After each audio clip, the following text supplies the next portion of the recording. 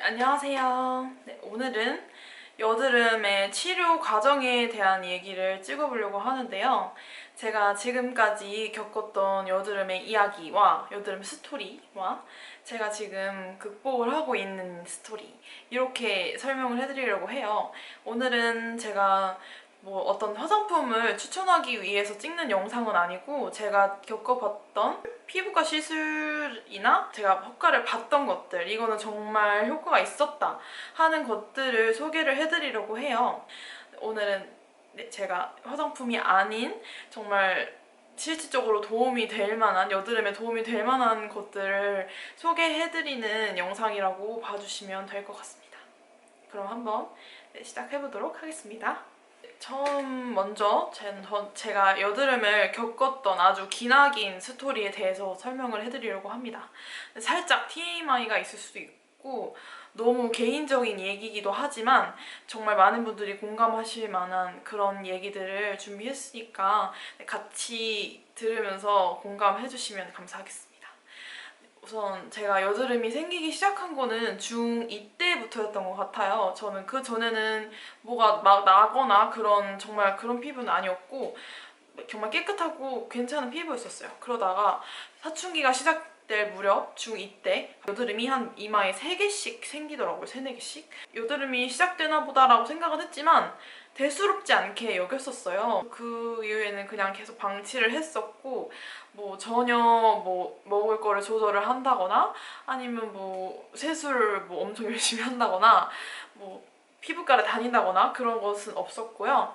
그냥 평소처럼 계속 지냈던 것 같아요. 그러다가 고1이 되고, 고1 때 이제 이마가 아닌 볼에도 한두 개씩 나기 시작했었어요.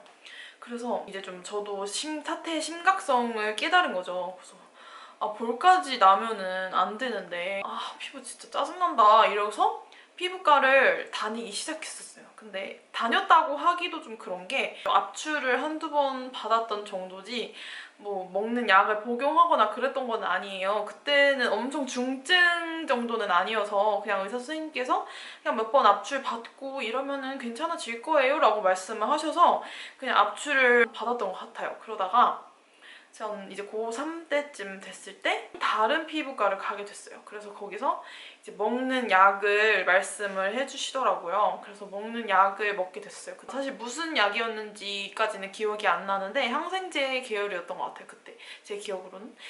그래서 그 약을 이제 6개월 넘게 계속 쭉 먹었었어요.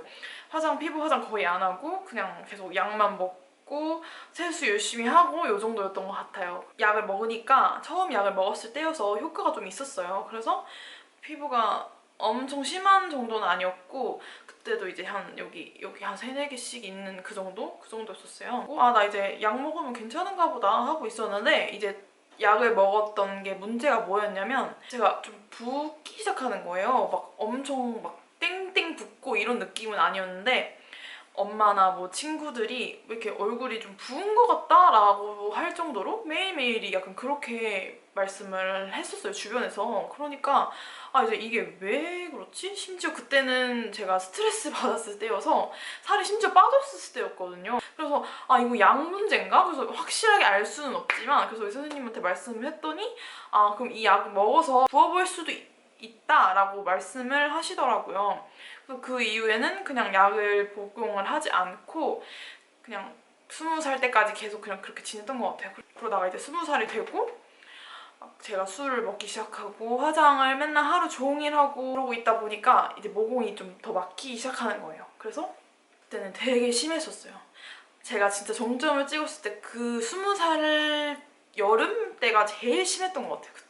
알바도 되게 열심히 하고 있을 때라서 땀도 많이 나고, 그래서 되게 피부가 그때 정말 최악이었어요. 최악 중에 최악. 어느 정도였냐면, 제가 여기 사진을 같이 첨부를 하겠지만 제가 사실 적나라하게 피부 사진 찍은 사진은 없어요. 그때 스트레스를 되게 많이 받았기 때문에 셀카를 찍을 때도 항상 피부 보정 많이 되는 걸로 사진에 셀카를 찍었었고, 심지어 화장을 했을 그때의 사진이에요. 그랬는데도 이 오돌토돌함 보이시죠? 그래서 그때는 너무 스트레스를 받아가지고 나 이제 피부과 다녀야겠다 하고, 제대로 다녀보자 하고 피부과를 갔었어요. 그래서 피부과 갔더니 선생님께서 아 이건 약 먹어야 된다고, 많이 심해서 약을 먹어야 된다라고 하시더라고요. 그래서 아 네 그러면 약 먹을게요 해서 한 게 항생제였어요. 또 항생제. 왜냐면 피부과에서는 아무래도 피부 피지 조절제가 좀 안 좋으니까 저한테 추천을 안 해주시고 항생제 계열을 추천을 해주시는 것 같더라고요.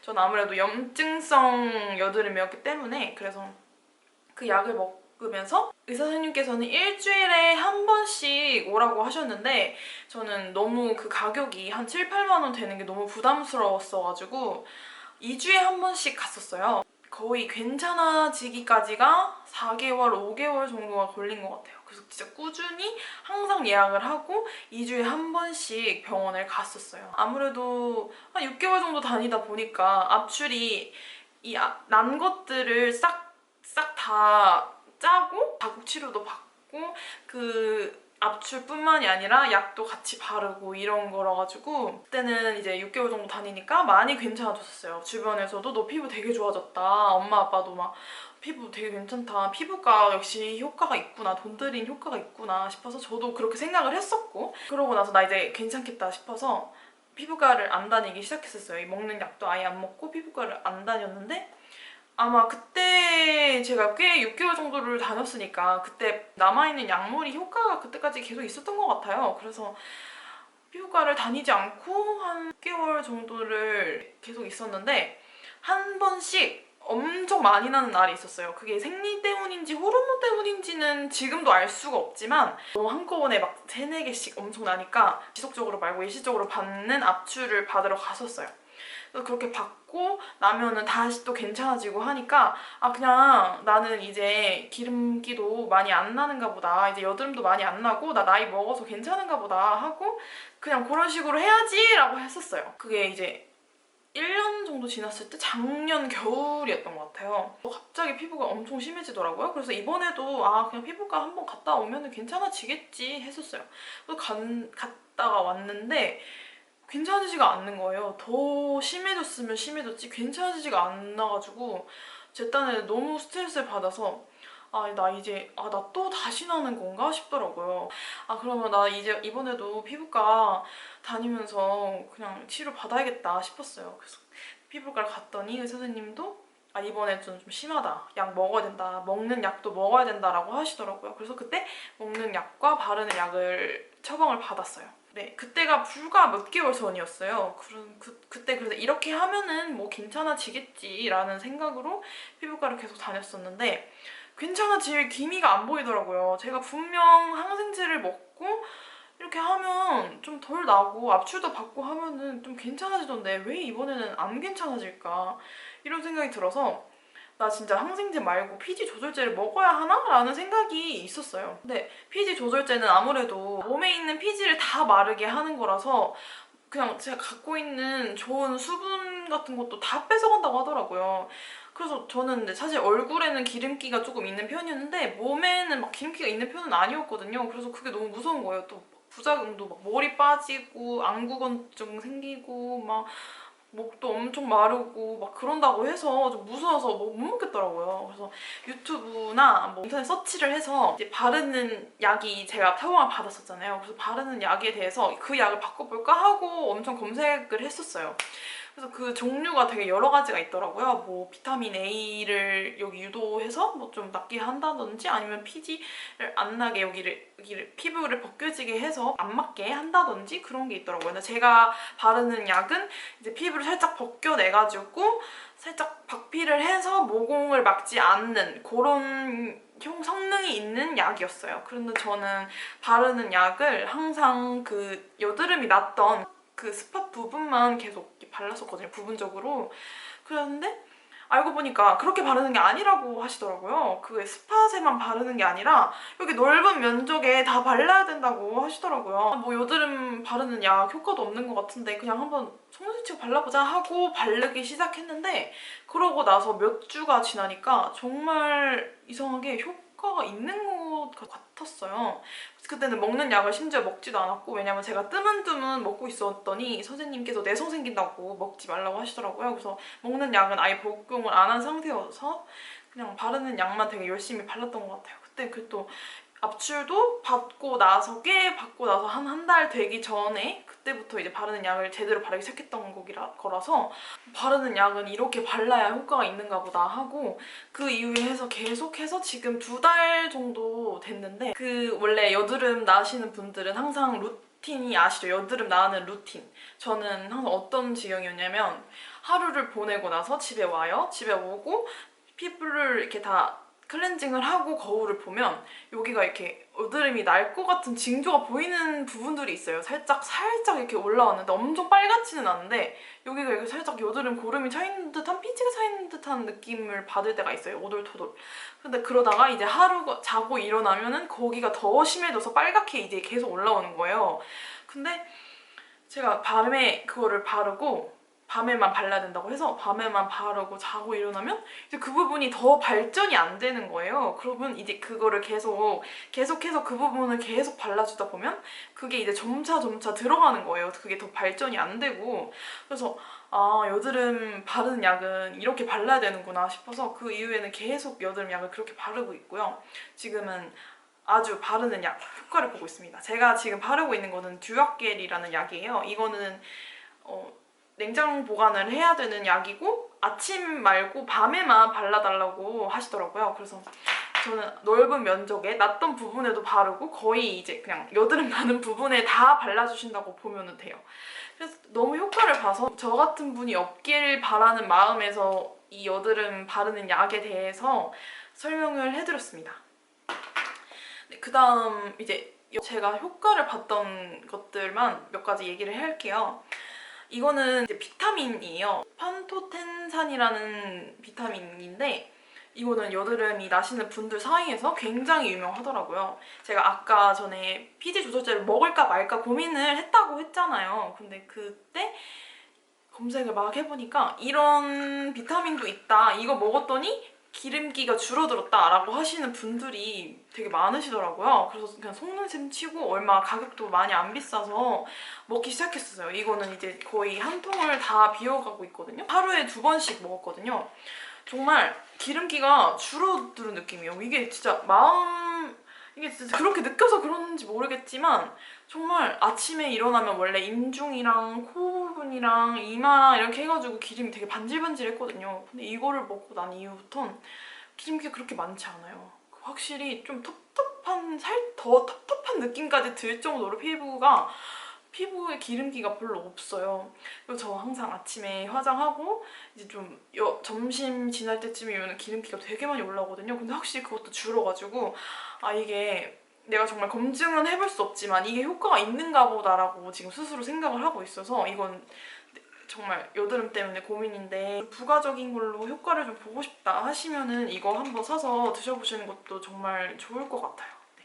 물론 엄청 기대를 하지 말고 그냥 이게 또 비타민이니까 피로 회복에도 좋다고 하더라고요. 그래서 그냥 피로 회복 겸 피지 조절하는 겸 해서 먹는다 해서 그냥 가벼운 마음으로 시작해보시는 거 나쁘지 않아요. 네. 하루에 한 번도 괜찮을 것 같고 저는 이제 처음 먹었을 때는 하루에 1개는 좀 약한 것 같아서 하루에 2개씩 먹었는데 그렇게 드시면 괜찮을 것 같아요. 인터넷에 쳐봐도 정말 많은 정보가 나오거든요.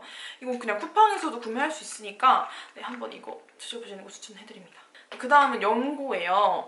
이거는 네이처 카인드의 센텔라스카 연고예요. 이제 여드름에 괜찮다고 느껴서 설명해드리는 거는 아니고 여드름을 짜고 난 다음에 자국을 옅어지게 하는데 효과가 있어서 추천을 해드리려고 하는데 사실 이것도 그냥 긴가민가 하면서 샀던 거예요. 이것도 되게 여드름 난 분들 사이에서 되게 유명한 연고길래 할 수 있는 거는 다 해보자 해서 이거를 사고 바르기 시작했는데 이것도 이제 거의 엄청 많이 쓴 거 보이죠? 완전 얇아진 거. 이것도 바른 지 1달 좀 넘어가고 있는데 확실히 여드름을 안 나게 해주는 거는 아니고 여드름을 짜고 나서 그 부분을 이제 상처 치료해주는 듯한 역할을 하는 연고예요. 그래서 그냥 너무 옛날에 짰던 그런 자국들은 옅어지진 않지만 최근에 짜고 바로 바르고 이렇게 계속 있으면 2달, 2~3달 걸려서 없어질 자국들이 이제 1달 만에 없어지는 듯한 그런 느낌을 받고 있어요. 그래서 지금도 여드름이 사실 다 나은 것도 아니고 저도 아직 치료하는 과정이지만 정말 저와 같은 분들께 도움이 되었으면 하는 바람에서 좀 정말 피부과적인 부분으로 설명을 해드렸어요. 물론 내가 정말 피부가 지금 너무 심각하다, 너무 아무리 해도 피부가 괜찮아지지 않는다 하시면 저는 피부과를 먼저 가보시는 걸 추천해드릴게요. 물론 아까 말씀드린 것처럼 피부과를 안 가면 효과가 현저하게 다시 떨어져요. 압출을 받지 않으면 그만큼 다시 또 여드름이 나기 시작하는데, 너무 심각하다 하시면 먹는 약과 바르는 약으로 한번 시작해보기를 추천을 해드릴게요. 너무 피부과에 부담이 된다, 피부과 비용이 부담이 되고 나는 시간이 없어서 피부과를 주기적으로 방문하기 힘들다 하시면 이 비타민을 한번 드셔보시는 걸 추천을 해드립니다. 그리고 심지어 먹는 약과 바르는 약은 시술이 아니기 때문에 엄청 비싸지가 않아요. 물론 여드름 연고는 보험이 안 돼서 이게 한 3만원? 3만원? 했던 것 같아요. 이 조그만 게. 그만큼 효과가 있기 때문에 제가 말씀드리는 거라서 너무 스트레스 받지 마시고 피부과를 한번 방문해보시는 거를 추천을 해드립니다. 그래서 화장품 기초를 바꿔야겠다라는, 사실 기초도 엄청 비싸잖아요. 토너, 로션 뭐 이런 거 다 세럼 사려면 비싸니까 그 돈으로 한번 피부과를 방문해보세요. 많은 분들이 여드름 때문에 스트레스를 받지 않기를 바라면서 영상 마치도록 하겠습니다. 다음 영상에서 만나요. 영상 봐주셔서 감사합니다. 안녕.